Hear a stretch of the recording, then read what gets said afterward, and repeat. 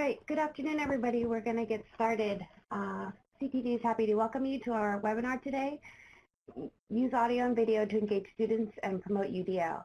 We're pleased to welcome CTD faculty member Mike Murata. He's going to explore the range of tools, both websites and apps that are available to provide multiple means of engagement, representation, and action and expression. Mike is a RESNA certified assistive technology professional who's been providing direct services to individuals with disabilities for over 25 years. He's a nationally and internationally recognized presenter who was previously a trainer for CSUN. We don't want to take up too much of your time, but we do want to mention that we love your feedback, and if you complete our survey at the end of the webinar, you can get your certificate of participation. I'll go ahead and pass it off to Mike. Thank you. Awesome, thank you. Hello, everyone. Good afternoon. So happy to see a bunch of you here. Hey, Brian, good to see you. And I am excited to be here with you this afternoon talking about this topic. I like this topic. It's a fun one. It's a fun one to chat about. And as we go through, even though you're already doing a great job of it anyway, without me saying it to you, I'm going to encourage you strongly. Use that chat window. There's going to be tons of information in there. I'm perfectly content to watch you guys just chat away in there. If you have ideas, strategies, tools that you're using that work, please share it, because that's what's going to make this better for everybody. I have some tools that I'll talk about, but I know I'm not going to talk about everything, and I know I'm not going to have every example that there is, and that's okay. I'm okay with that, so you should be okay with that. But in the process of doing that, what we'll find is that you guys out there have a ton of information, so please share it. I look forward to going back through the chat later after we're done. I will warn you, I'll probably not be great about checking it as we're talking, but I will try my best as I go through. If you have questions, I'll try to keep one eye on the question window. I'll leave some time at the end so we can chat and answer questions. But if I see somebody's question come across that I think makes sense to answer right then, and if I see it, so it really has to be kind of a perfect storm, then I'll answer it right then. If not, I'll hold off and we'll get them at the end. And for that matter, if I miss it, if I miss your question, I apologize. It's not a personal slight in any way. There's my email address. I'm happy to chat with you through email. Please send a bunch. I'm okay with that. I'll talk about anything. It doesn't even have to be this topic. It can literally be anything. I'm game. So feel free. Don't be shy about sending me an email, reaching out on Twitter. If you're a Twitter person, I'm a big Twitter person, so feel free. I love connecting with people through Twitter. I see some people are maybe having trouble with sound. Is anybody hearing me? All I need is just one. Yes, okay. So you guys that are not able to hear, you can't hear me say, there might be something wrong on your side. But you know, Anne-Marie will take that in the box in a second and figure that out. So we'll keep going. For the people that can't hear, don't sweat it. We won't talk about you, and we will be able to check out the recording later to pick up on the pieces of sound that you missed.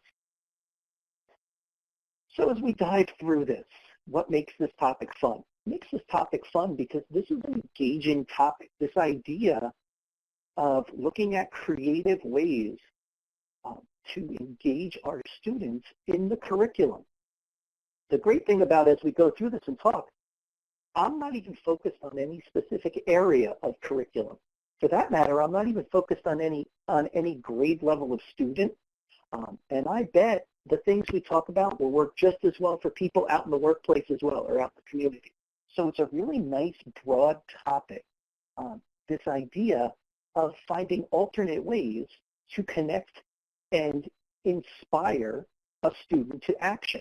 And we do that through this idea of that universal design. And how do we ensure that we are connecting the information in the best way that brings the student in and engages all three of those networks of the brain. And we're not going to go too deep into UDL here. I'm sure there's other UDL recordings of webinars on the CTD website that is focused on it. You could certainly go visit the CAST website, which is cast.org, C-A-S-T.org. and they would have a great information about UDL.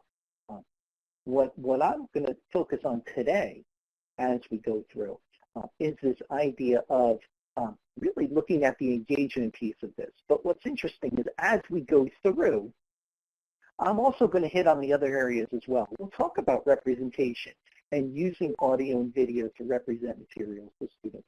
We'll talk about action and expression. How do the students demonstrate their mastery of an area or a topic and use audio and video to do that? So even though engagement is in the title, we will certainly hit on all three areas. And as we usually find with UDL, things we talk about cross over the three principles, cross over the three areas. And the same tool might be able to have multiple uses that meet a person's needs in one of those areas. So we'll go through, I'll give you some examples. I have some video clips later on to share with you to give you kind of an example of how those things work. But really what we're thinking about as we go through this, and this should kind of be our thought for the day as we move through our time, is this idea of getting away from the one-size-fits-all, because most times we find that's not the case at all. Sometimes we find that one-size-fits-no-one in our classroom, in our organization, whatever it might be. We need to look at flexibility. Think about alternatives. And at the same time, appreciating the learning differences of people we're working with. And that's where this area of audio and visual really comes in to provide that level of support and looking at alternatives. And we'll go and we'll give you some examples in a second to give you a sense of what that's like. So thinking about most importantly, as we think about this, we go through, focus on reducing the barriers. We're talking about individuals who are non-readers, and I leave that very broad in the sense I'm doing that deliberately when I say non-readers, because to me it doesn't matter in the context of what we're talking about why the person's a non-reader. Does the person have a learning disability? Does the person have a cognitive disability? Does the person have a visual impairment? It doesn't matter to me. They're a non-reader. Print is not their friend. How can we find ways to reduce barriers that print presents to people? And so we'll look at that and talk about this flexibility as we move through it. Always with the thought of UDL, our focus is on building, I love using that term for it, building an expert learner, making sure that the individuals we're working with are experts in their own learning. They are strategic. They are goal-directed. They are resourceful. Think about how many times we see this. And as an AT specialist, I spend a lot of time in classrooms working with people in organizations, whether they're children or adults, whatever it might be. How many times do individuals get stuck because they knew a certain way to do things, and that's the only way they knew how to do it? I use text-to-speech to provide me reading support, but I only use one tool, and I can't translate that skill to another tool. So if the tool I'm using has a button that reads it to me and that button has a speaker up, that's great. I know the little speaker button, I click it and it reads to me.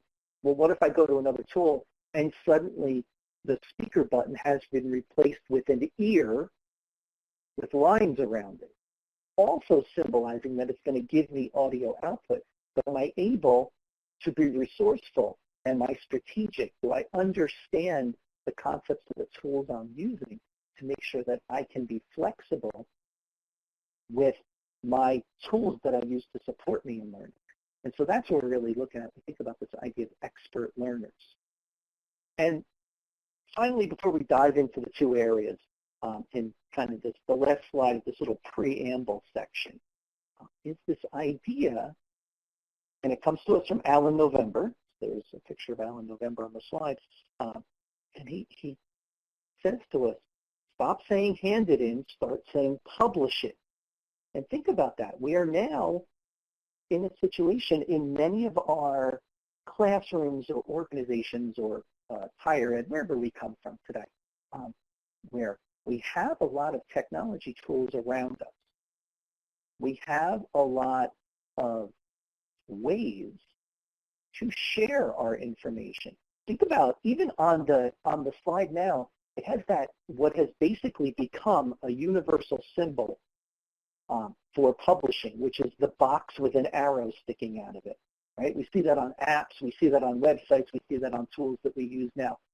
That has become one of those universal icons that we start to understand. That means that whatever I'm doing can be shared some way, whether it's going to share it with me through email, whether it lets me publish it to the web, whatever it allows me to do. That is that idea of sharing information. And we have this great opportunity now to shift the way that we look at things when we talk with students and adults. This idea of moving from an audience of one. So I create an activity, or I answer an activity, I complete some task that's given to me, and I turn it into my teacher. That is my audience of one. Well, what if instead I publish it to a class website, and that website's viewable by everyone, teachers, staff members, students, the world? This idea of giving opportunities for genuine demonstration of learning, this idea of real world, kind of making it stick for people. And so I think as we go through, the two areas we talk about today lend themselves very nicely to this idea of using audio or video. And so as we go through them, I'll approach each of these areas from two perspectives. First, we'll start with the idea of using either audio or video to consume information. Then we'll flip it and we'll talk about the idea of using audio or video to demonstrate your mastery of a subject. So be a creator of audio or video to meet your needs. And so we'll do that for each of these. So we'll start with audio, this idea of consumption. Audio. How many people are podcast fanatics? I've become a podcast fanatic. I listen to them constantly in the car as I'm driving between appointments. There's probably 30 different podcasts on my phone right now that I could go through and listen to. This idea of using a podcast as a learning tool, not just for yourself professionally, which you could certainly do. Some of us are using that. But could we use that for the students to allow them to use that as a learning experience? And so thinking about that as we go through, and what are some of the things that we would use to share information? So think about that from a student perspective. There's a lot of educational podcasts out there. These educational podcasts that will take you on a trip through a specific subject, or through maybe something that is of interest to them, and so they're bringing that interest in as a learning experience. Thinking about how to do that as a learning tool. We'll talk about creating them in a second, but think about this idea of just for consumption, moving through. We think about this concept of universal design for learning. Think about this idea of, I have a student who is about to be interacting with a curriculum lesson. And maybe that lesson is science, maybe it's the solar system. Well, if the student I'm working with doesn't have background knowledge about the solar system, when they get to that learning experience in the classroom, they may be stuck, or they may not be able to jump into the learning as quickly as everyone else. So what about this idea of going out to find a podcast series that talks about the solar system? Find a recording of someone who's a scientist talking about our solar system, giving me some background knowledge in an audio format that allows me to understand the topic we're learning more. The idea of audiobooks. Now, I didn't throw in Learning Ally in this audiobook thing. I wanted to keep this kind of broad, and quite honestly, I was looking for ways to keep this more universal in how you could utilize it. With Learning Ally, which would be an audiobook service, you would have to qualify for it as a person with a disability, with a print disability. So I'm leaving this broad, and there may be a book available on the web that you can use as an audiobook. So there is a website called LibriVox. LibriVox is public domain books made into audiobooks. So volunteers will read them and create audiobooks. If you've ever used Project Gutenberg, which is a website that collects text, digital text of public domain books, I always think of LibriVox as the audio version of Project Gutenberg. They are using the same materials, but you're getting it in two different ways. Project Gutenberg, you're getting the print, but then you can apply audio to through some tool. Or you could use LibriVox, which has those public domain audiobooks. And again, they're read by volunteers. It's not the most current book that it's not the New York Times bestseller, but if it's a material that a student needs to read and it's available already, it gives you almost immediate access to it. Things like the Declaration of Independence, the Bill of Rights, any of the classics that people read in school. If you want to use some newer materials, what about Audible? Look at that as an option. Those are professionally done audiobooks. That might be a solution that works for someone in a way to consume information in a different format. You might be able to go right to YouTube, and we're going to talk about YouTube in a little bit when we talk about video. But think about this idea of using YouTube and searching out audiobooks on YouTube. And I've had some success, and there's been some instances where people have recorded a video, and I just air quoted that, a video of themselves reading a book. And so now you have an audio version of it, so that might work. And Nicole comments on students with access to the public library. That gives them access to some of these other tools, Overdrive. And I've never used Freeding. Oh, I'm going to check that out. That's cool. Thank you. Alice asked, have we found tools for captioning podcasts? And I have not found. I know there are captioning services that will certainly take that information and caption it for you. I think it's a really good point. I think when you start looking at podcasts that you're going to use, podcasts that are focused towards individuals with disabilities will typically do a very good job of giving you a transcript of the podcast. And so you'll see that on some, but there are some instances where we go through and you will not get a transcript, and then that will become tricky. Real-time captioning is an option that Brian throws out, which I agree. This idea of could we do that in a way to get it real-time transcribed for someone, real-time caption. Thinking about those kind of suggestions to use it as an accessible tool for someone as they move forward. See, you guys are good. I knew once we got rolling, you guys would dive back into that chat window. Good, thank you. Thinking about audio. Right, so we talk about consumption of audio. That's one thing. Now we flip it and we talk about this idea of creation using audio. And so people will often say, well, there's no use for that in the classroom. But think about some of the ways we can do that. If you have some technology in the room, you might be able to create your own materials. Thinking about this idea of recordings of class discussion. That is a use of audio. I mean, if we're familiar with tools that will collect audio, whether they're apps or something like the LiveScribe pen, we can certainly do that where you can have those tools collecting audio of a discussion. But how about collecting that audio for everyone to use, not just as an accommodation for an individual with a disability? How about using that as a UDL strategy to allow anyone to go back through the material and listen again? I think it's really interesting. I think there's been many times where I've worked with a student or a young adult who's using something like the LiveScribe pen to help them navigate a note-taking situation or something like that. And when a classmate realizes what they have, I've had multiple times where that classmate has said, can I get a copy of that audio so I can listen to it again?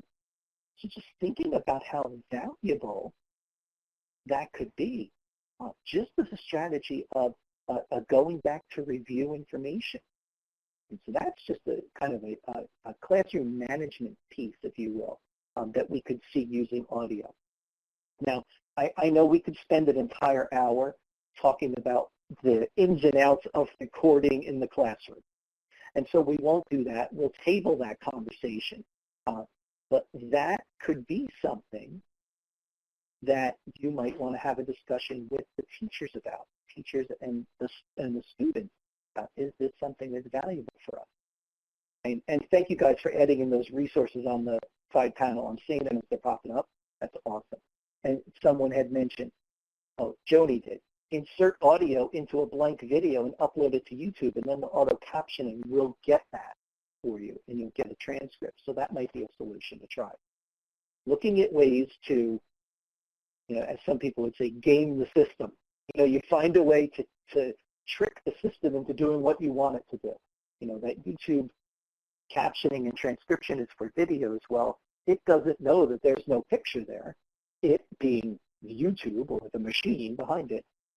So why not just upload audio and let it do that? That's a great strategy. Yeah, it's a great idea.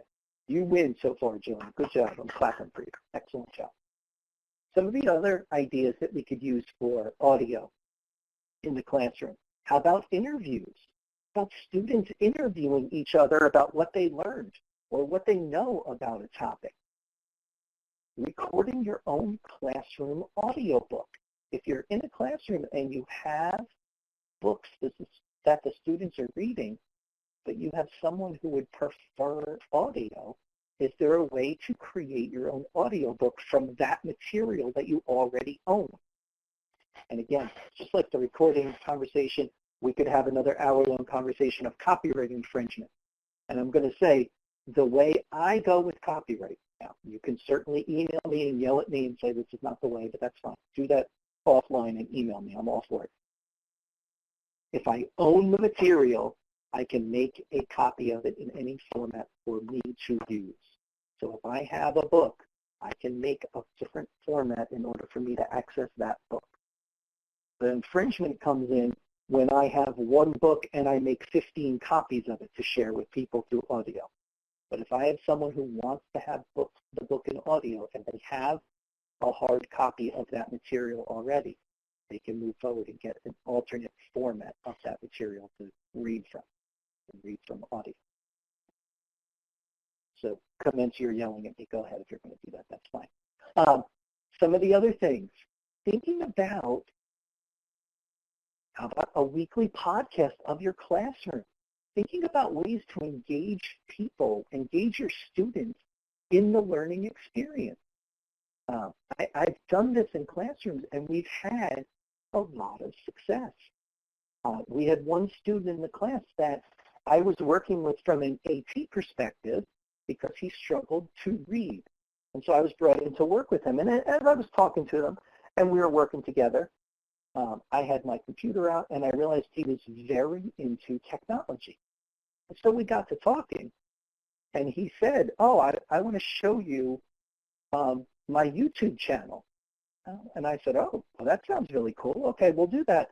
And, of course, we were in school, and we couldn't get to YouTube, which is a whole other story. And I said, well, we can't get to YouTube now. And he had said to me, no, I know how to get there. And he got us to YouTube, which is a perfect example of someone finding a way, if that works for them. And he showed me his YouTube channel, and it was him interviewing people about video games. He would make videos and show you the cheats of how to break and how to beat a video game, but then he would turn around and interview his friends about the games they were playing. And he was so good at it. But yet if I had asked him to read something in class and give me a small written paragraph about it, he would not have been able to. But if we turned around and said, okay, can you just record your thoughts about what we just did? He would give you a very professionally done 5-minute audio recording. And he had all of the equipment at home to do that.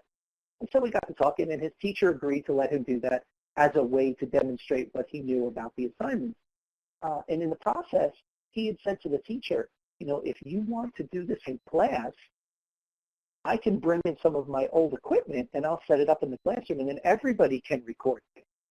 And so what he did is he came in one day with a whole box of stuff, a laptop, an old microphone, a little mixing board, and a couple of headphones.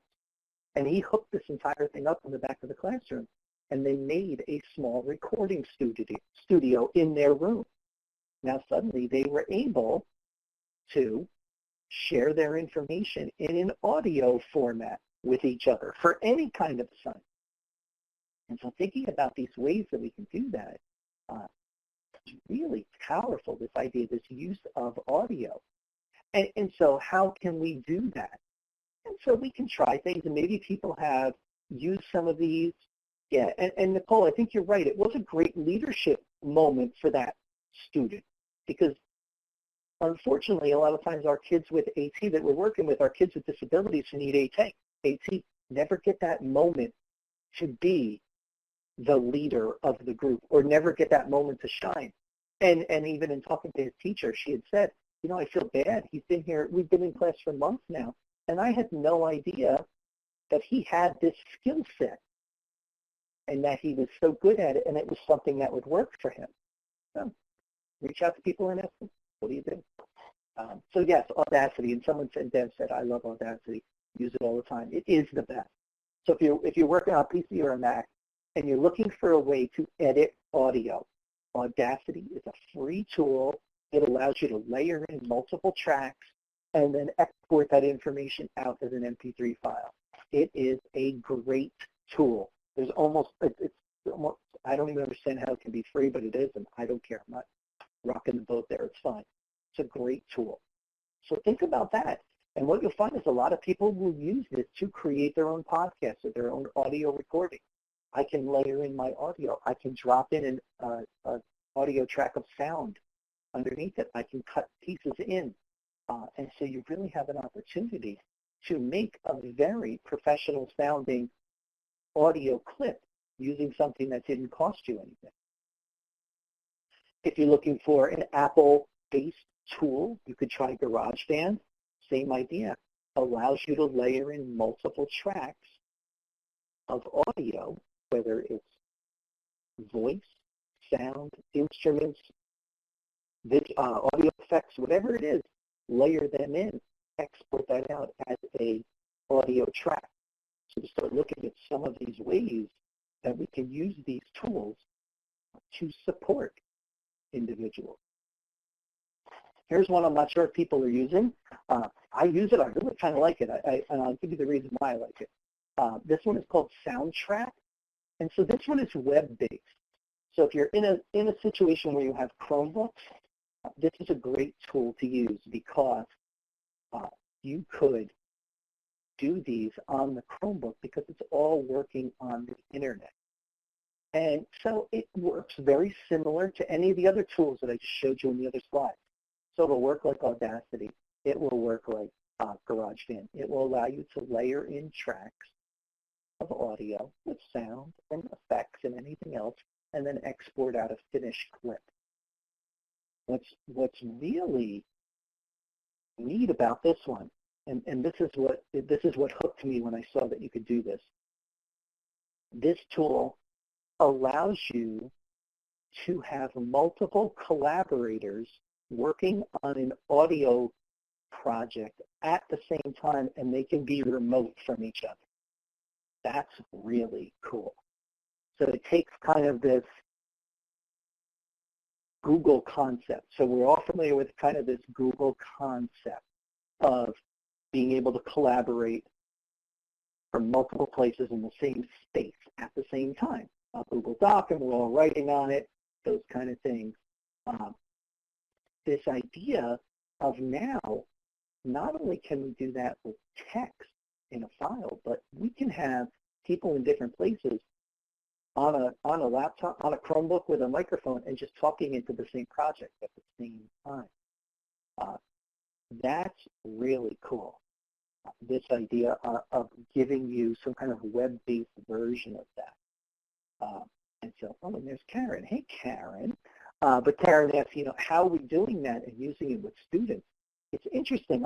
I'm starting to work with some classrooms about this idea of using this as a project tool that the students can work on. And the beauty of it, again, it's web-based, it's Chrome-based, it's tied to their login. They can work on it anywhere. So they can start it in school. They could all be sitting together talking about it. Then they could all go home. They go off to wherever it is they go when school ends, out in the community, at home, whatever it is. They can finish this project by simply logging back into it. Really cool. So Soundtrap is a website, so you're going to it as a website. But it's Chrome-based because it's browser-based, and they didn't go to it. So that's a really interesting tool to use because a lot of these other tools, we talk about GarageBand, we talk about Audacity. Those are software or apps. So when we're in this Chromebook environment, those are not going to work. So we look for some other alternative that gives us some support, that gives us that ability to do that in that web-based environment. And then, of course, don't forget mobile devices. If we have them, if they're around, why not use them? Some of them will give you more features than others. So like anything else, I always say, read the description. Look at the features. So audio recorder on the top there is free, but it doesn't give you a whole lot. You're not going to layer in multiple tracks. You're going to record an audio track. If that's all you need to do, well, then that sounds like your tool. If you need to layer in other pieces, you might need another app that you need to purchase, and it might involve some more features. So look for that. The picture on the bottom is called the RecForge. That gives you the ability to layer in some materials. You can layer in tracks. So these are Android apps. I'm very much a believer of multi-platform. I'm not going to stick with one platform. I go all over the platforms because you never know what someone's going to have. They may have an iPhone, but then they may have an Android tablet at home. They might have a Chromebook. They might have a Mac. I don't know. So we have to look at these different options for using these tools. Deb asked about Soundtrap. There is a subscription fee, but there is also a free personal version that allows you to do a certain number of projects. So Deb, definitely check out their website for that, because that's the version I use, is the personal version, which gives you a certain number of projects, and then if I want to add more, I can bump up into a subscription. Yeah, no problem. So thinking about the idea of, okay, so I have an Android phone, I have an Apple, an iPhone. What do I need? So looking at some of these other tools. So the app on the top, just press record. Well, it can't get much more straightforward than that. There is one button, just press record and move on. The nice one about that, which is one that I'm liking and I'm playing with now, is that it has an Apple Watch app also. So you can do some recording on the fly. And so that's kind of interesting, so I'm going to try that and get kind of a sense of how functional that might be as an audio support for people to record their own audio. So thinking about all these tools, and then you have Recorder Plus at the top, which is another one that gives you some opportunities through in-app purchases to be able to extend the functionality of that app. So always look at those as an option. Nicole mentions Google Keep. Yes, Google Keep has a recording function, and then it transcribes that information out into the note sheet. I know Google Keep won't come up in this webinar, and that is an oversight on my part, Nicole. You are right. That is the greatest tool ever. Google Keep. There, I just said it. I'm just going to turn my mic off. That's it. It is a great tool. It's so flexible. It does so much more for us than what most people think of it as a kind of a note-taking tool, but it gives us so much more depth of features. And I could go off on a Google Keep tangent for the rest of our time, but it is a great tool. If you're not using it, you should be. Don't hang up yet. Wait till I'm done. And then go out and download it and play with it on your phone, because it's really very cool. All right, we'll transition over to video. We'll talk a little bit about that. This idea, again, video consumption. Look at YouTube. YouTube has forever had the bad rap of it's nothing more, and I was so happy I could find the actual picture of it, because I say it every time. YouTube was nothing more than water skiing squirrels. Well, now that's not the case anymore. You can go to YouTube and find just about anything. If you're stuck on an app and not sure how to use it, go find it on YouTube, and someone's probably going to show you how to use it. You might get a whole bunch of different people showing you how to use it. You want to learn about something, go visit YouTube and search it. So there's an opportunity there for a depth of learning on YouTube that is staggering. You know, if I could get on my soapbox for 2 seconds, it's a staggering depth of information, and yet most of our schools, we have no access to it. So I'll leave it at that. I'm not going to soapbox it for the rest of the time, but I could, because we're doing a disservice to our learners by that. Instead of blocking it, why don't we try focusing on strategies to teach digital citizenship and appropriateness of things? All right, there it is. See, I could have easily spiraled down, but I won't. If you haven't used any of these 3D viewers yet, I would encourage you to go check this out. This idea, and the picture on the screen is the Google Cardboard viewer. And so what you have there is a cardboard ViewMaster. So if you're old enough like me to remember a ViewMaster where you put the little slide in it and you hit the little button on the side to move the slides, and sometimes they were 3D, sometimes they weren't. This is our new version of that. So the viewer allows you to slide your mobile device in it, and then you watch videos that are 360-degree videos. If you haven't seen a 360-degree video, your homework, when you're done, it's the best kind of homework, really. As soon as we're finished, go onto YouTube, and in the search bar, type in 360 video. Look at some of the options that come up. I know the first couple that come up, I was going to show them today, but then I had this fear of people getting sick as I walked through it.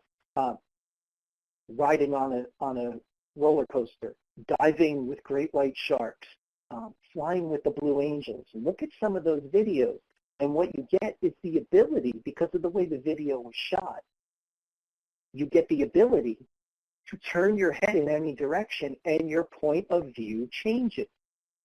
And so we think about that of a way to use that to immerse a student in a learning experience. If we're working on history and we're talking about visiting the National Monument or what it's like to be at Mount Rushmore, for a student who's struggling to read or just not that interested, looking at that from a handout or a textbook is not going to pull them in. But what if I could bring them there and they could walk through it using one of these viewers? And so there's been some talk about this being kind of the next big push of technology in education, this idea of augmented reality, virtual reality. And so what we're finding is it's already happening.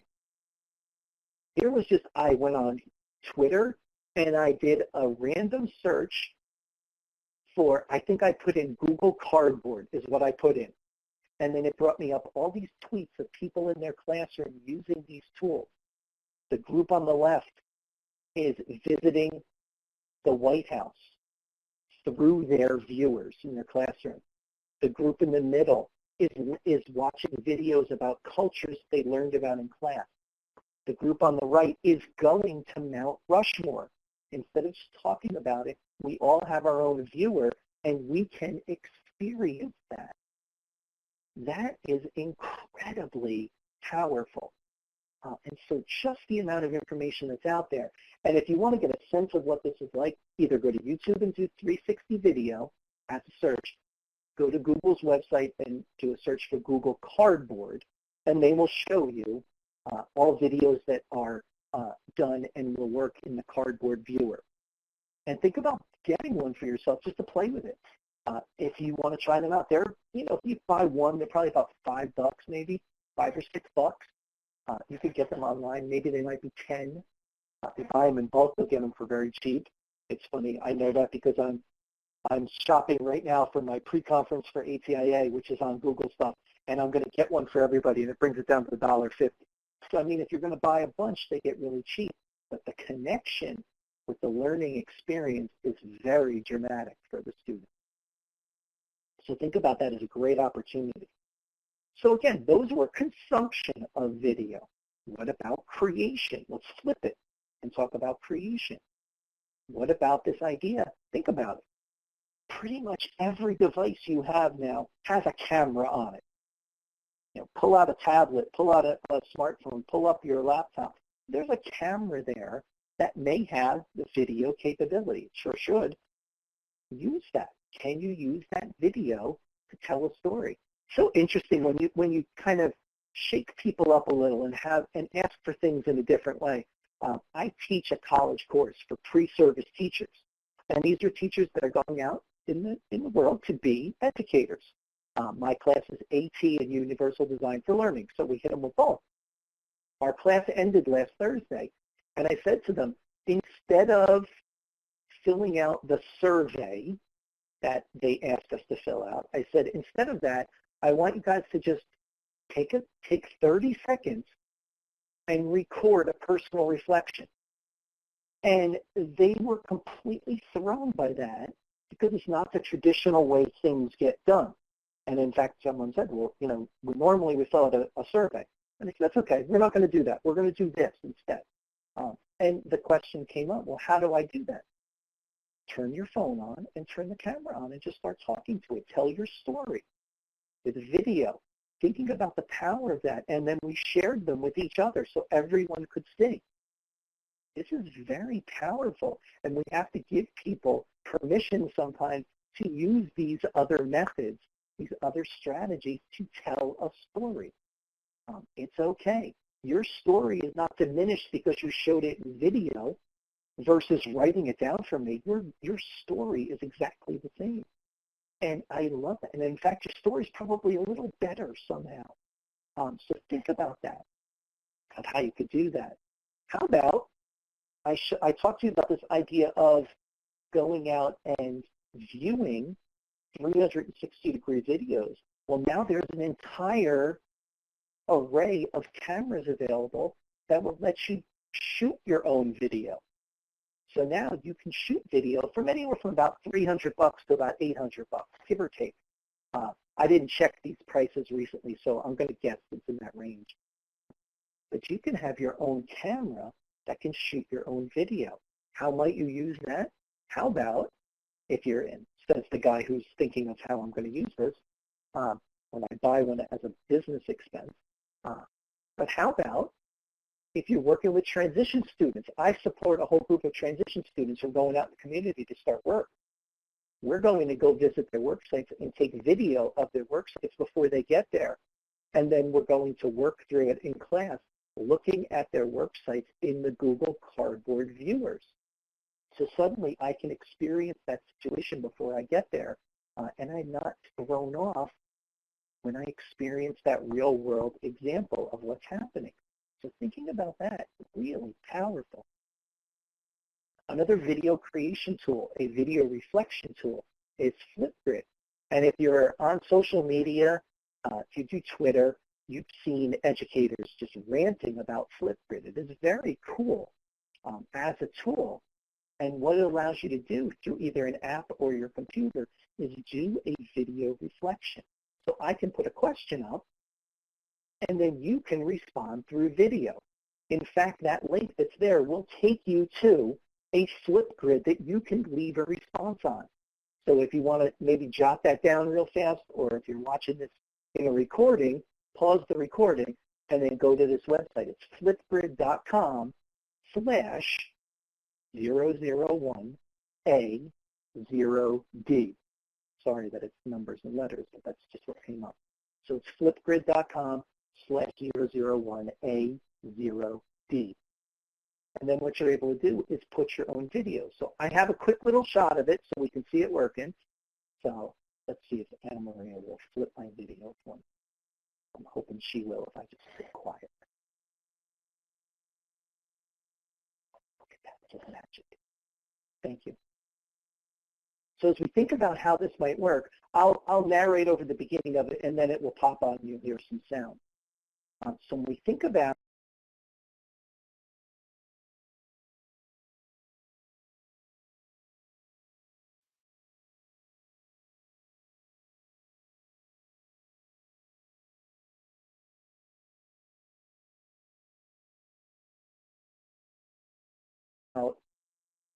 using Flipgrid. So it's an app.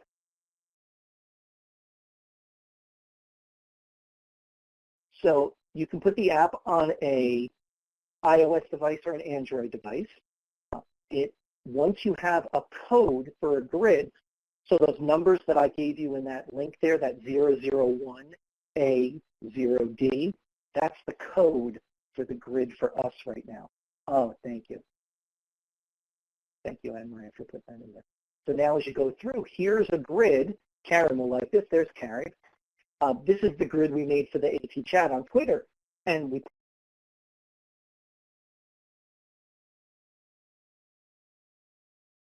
put it out there and said, tell us about what you think about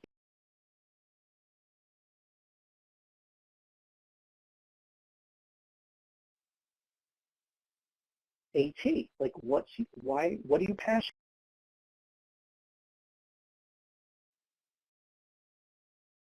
about? And so you see people responded, and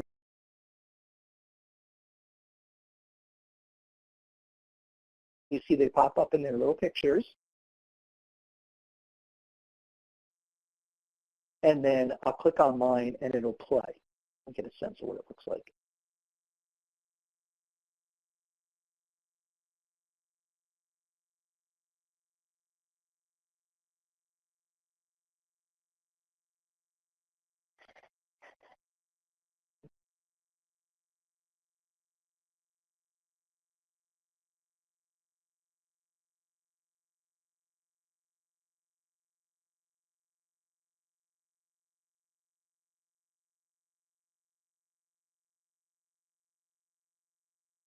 So this idea of being able to share that kind of interaction with someone, and as it was playing, so you saw there was a little recording of myself.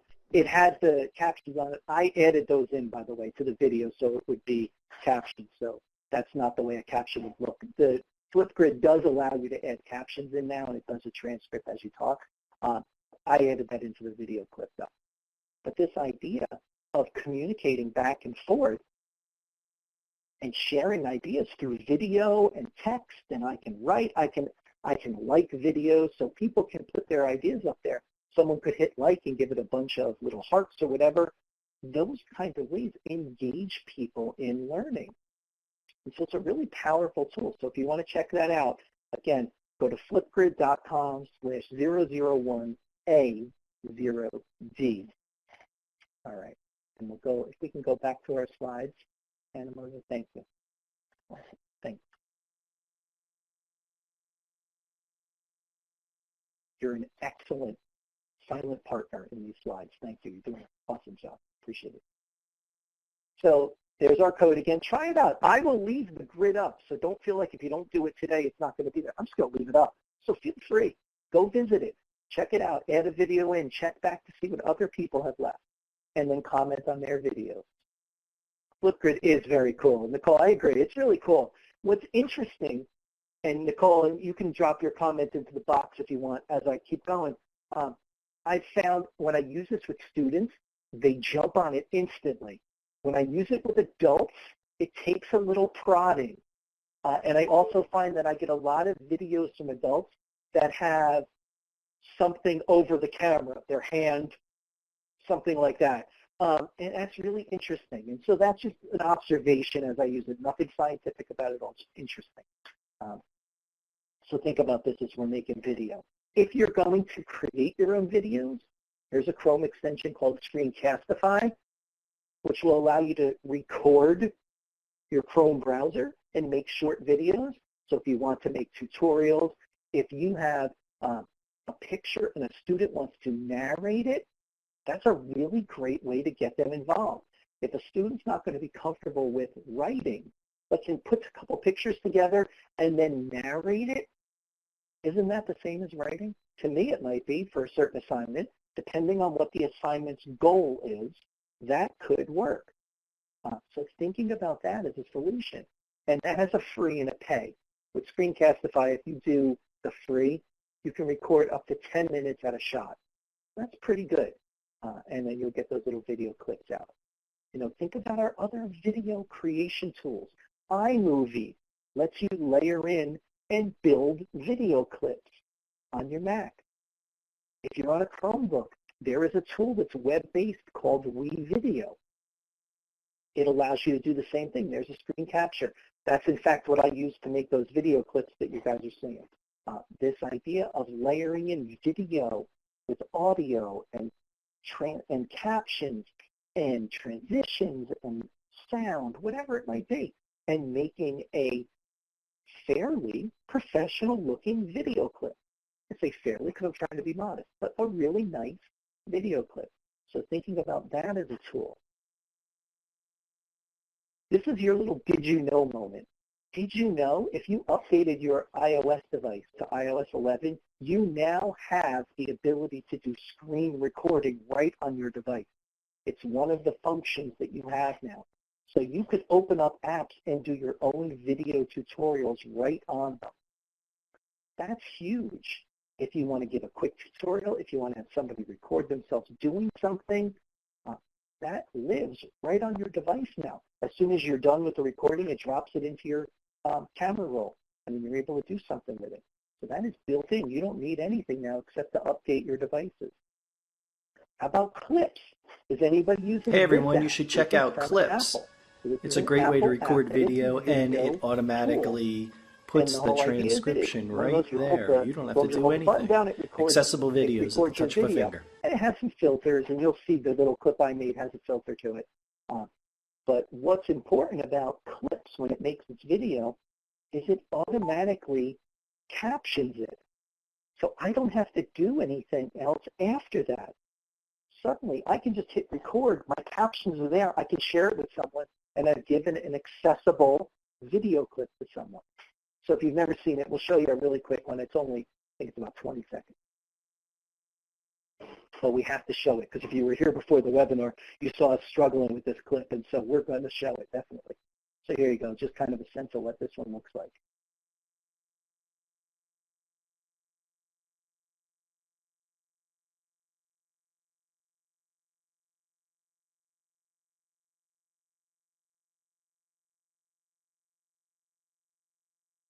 Okay, so there you go. Accessible videos at the touch of a finger. I purposely did not fix it. That was the transcription that came as I hit record. I did nothing else in that video, so it used Siri in order to do that transcription. So you see it got some of it wrong. I could go back in and fix that. I didn't because I wanted to remember to point that out as we went. But overall, that's the only word it got wrong out of everything I said. And that was a 30, however long that clip was, 12 seconds, that's how long it took me to put that clip together. And I downloaded it onto my computer, put it in my Google Drive, and saved it. And so for Gloria's question, is Clips for Android? No. Clips is an iOS app. It is made by Apple. So it will only work on your Apple devices. And I haven't found a comparable tool in Android because I have looked. And so if someone else has found it, you're a better person than me, and I can't wait for you to say it. But yeah, I haven't found one. The other tools we can look at, and Anna Marie, for time, I won't show the video on this one. I'll just talk about it. Another one that we might use is 30 Hands. So 30 Hands is a tool that allows you to take pictures, put them into a sequence, and then narrate each picture with audio. So I can take pictures with my phone of my office, and then over each picture, I can narrate what's happening in that little section of my room. And then when I'm done, I can export that out as a video clip, which has my pictures and my voice layered on top of it. Really nice. So this has an app version, and there's also a web-based version as well. So you have two options there. But that's only iOS also. That is not an Android tool either. We'll go a couple more, and then I'll hopefully get time for some questions. Don't forget things about green screens. So looking for ways to engage students is as simple as putting a green piece of fabric up in your room. That's the green screen from my office at home. And then having a tool that allows you to green screen. So here's an app. It's called the Do Ink app. It's a $3 app. And it allows you to shoot video with a green screen, and then you replace the background with another picture. And this idea, and I liked these two tweets, that's why I pulled them out. The tweet on the left, these kids are shooting video, but look at what the teacher writes. As part of their writing work in literacy, the class is using green screen app to retell their Christmas ad. So it's a retelling, it's during a literacy activity. This is not just for fun, it can be for a purpose. This has a purpose we can use it for. The students on the right telling their story using puppets and a green screen. Again, thinking creatively, thinking from a UDL perspective. This one I liked because it kept that idea of expert learners in my mind. This is, and it says, our first news crew trains the next. Students learning from each other as part of the process. So now what you have is students demonstrating their mastery of something and then being able to be an expert learner in the sense that they can teach someone else how to do this. That is great right there. The green screen is just a nice bonus on that because it fit what I was talking about. But that is a really nice example. I'll give you a couple more and then I'll leave 2 minutes for questions. Think about what you're doing with your materials. If you're going to create audio, think about spending a couple dollars to get something decent. The picture on the right is the microphone that I use for webinars, and it's the blue Snowball microphone. It gives you clear audio into your computer. If you're using an iPad, do you have a way that you can connect an external mic into it to get clear audio? Thinking about that. If you're in a classroom setting or a setting where there's multiple people who might be talking, this is something that I use in trainings when I go out, and it's called the cue ball. And it connects to a speaker or an amplifier system in the room. And it is a foam ball that has a microphone placed in the middle of it. It's a wireless microphone. So now I can throw that ball around the room, and whenever the ball stops moving, the person can talk into the black spongy piece and the microphone turns on. So check that out. That is called the cue ball. Really very cool as a tool. Think about green screen. This I just love because I think it's something else I want to get at some point. Ways to create recording areas in a classroom. The one on the left is a green screen pop-up tent. And it unzips, and the person can get in it with a device and create a green screen video. The picture on the right shows a teacher who created a recording studio using shower curtains in a classroom. Whatever you're going to do, think creatively about how you get someone engaged in this learning experience. And then I think it is the last slide with a picture. If you're going to shoot video, sometimes it's difficult to shoot it holding a tablet or a phone. Look at some of the devices that give you handles for the phone or tablet. That's the one I use. That's called the iOgrapher, and that allows me to stick my iPad in it, and then it gives me handles on the sides that let me hold on to it. So it gives me some way to make better video. And you see that also has an external mic option that I put on there as well. So thinking about that, if you're going to make video and shoot a lot of video, think about how you make it. Sound is important. Clarity of your video is important too. All right, I think I answered a bunch of questions as we went, but if you have one, throw it in here. Now might be the time. Sorry, I only left 2 minutes for questions. And Jennifer, I apologize to your boss who's going to get that wish list of all that stuff.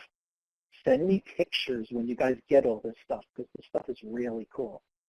Thinking about how you might use this to engage students in this learning. As you come up with your questions, if anybody's typing one, I'll go through the last couple slides. Karen was on here. You saw Karen. Karen is my co-host for the AT chat that happens every Wednesday night on Twitter. So if you want to keep learning and keep talking about AT and tools to support all learners, we do that every week on Twitter at 8 p.m. Eastern. And the hashtag is AT chat. Hope to see you there. There's my contact info. I'll leave it up while we go through any questions. So Jennifer says, the cue ball, does it need to connect to another speaker? It does. It needs to connect to another speaker. It has two parts. It has the transmitter, which lives in the ball, and then it has a receiver, which is wireless, but that receiver has to plug into the speaker or plug into something else. So it has an actual audio plug that it plugs. So you'd have to have a Bluetooth speaker that gave you an audio input also. But it will give you that function. It's a good question. That thing is the greatest, that cue ball. And it's surprisingly heavy. So if you get one, be careful, because we thought about, oh, just throw it to people. You really have to be paying attention when that gets thrown at you, because it's got a little weight behind it. Deb said she would like a transcript of all the comments. I agree. I would like that too, because I think I missed a bunch of you guys talking, and I want to see what you guys were talking about. So hopefully we'll be able to get that. I know it's 5:01, so we've gone over